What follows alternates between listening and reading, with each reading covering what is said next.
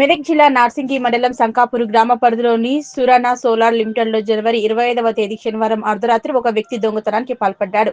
ఈ విషయం ఆలస్యంగా వెలుగులోకి వచ్చింది.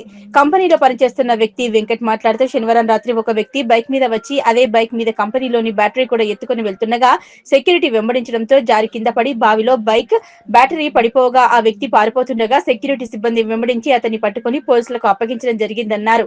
పూర్తి వివరాలు తెలియాల్సి ఉంది. సోలార్లో వర్క్ చేసి మేము ఇంటికి వెళ్ళిపోయాక వీళ్ళు సెక్యూరిటీ వాళ్ళు ఉన్నారు.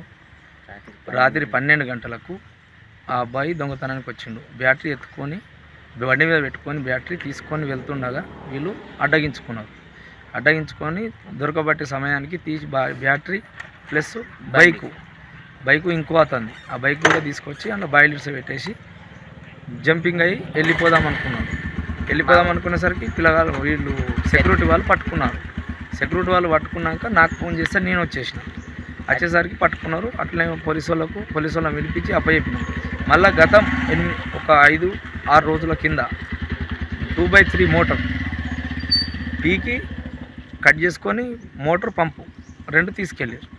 ఆ విషయము పోలీసు వాళ్ళకి చెప్పిరా? మోటార్ కంప్లైంట్ ఇచ్చిరా మోటార్ విషయంలో?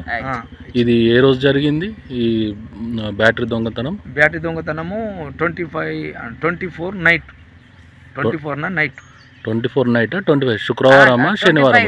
25 నిన్న శనివారం రోజు నైటు 12:03 అతన్ని పట్టుకున్నాక మా అబ్బాయి ఫోన్ చేయగానే టక్మని నేను వచ్చేసి పట్టుకొని పోలీసులకు ఫిర్యాదు చేసి పోలీసులను పిలిపించుకొని వాళ్ళకి అప్పగించడం జరిగింది. కేసు ఫైల్ చేసిరా?